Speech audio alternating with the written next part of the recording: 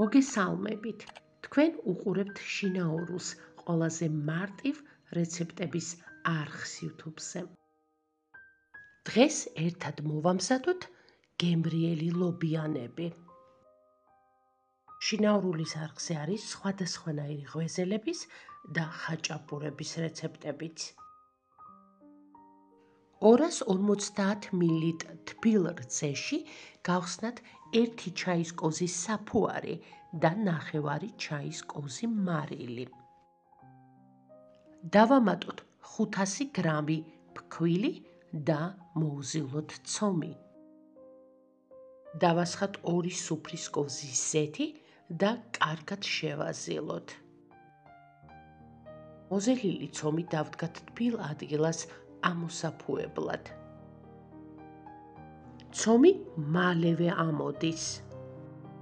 ნახეთ, როგორი არაჩვეულებრივი ცომია.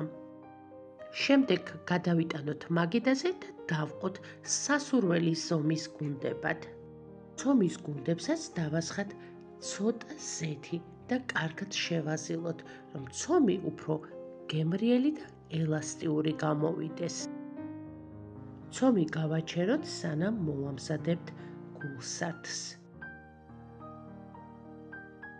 წინასწარ მოვხაშოთ 500 გრამი ლობიო და გავატაროთ ხორცსაკებ მანქანაში.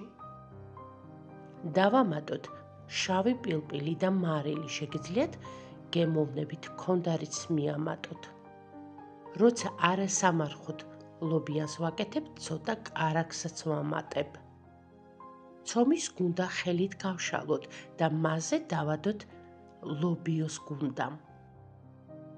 მოვუკრათ თავი და წავუსვათ ცოტა ზეთი და შემდეგ გავავტყელოთ ხელით ჩვენი ტაფის დიამეტრის სიდიდეზე. შეგიძლიათ გამოაცხოთ, რა თქმა უნდა, გახურებულ ღუმელშიც. მე ამჯერად გამოვაცხვე ტაფაზე და უგემრიელესი ლობიანებიც უკვე მზად არის. ჩემ პატარებს კი განსაკუთრებულად უყვართ სწორედ ტაფის ლობიანები. არ დაგავიწყდეთ, გამოიწეროთ არხი, რომ არ გამოგჩეთ არც ერთი მარტივი რეცეპტი. მადლობა, რომ გიყურეთ.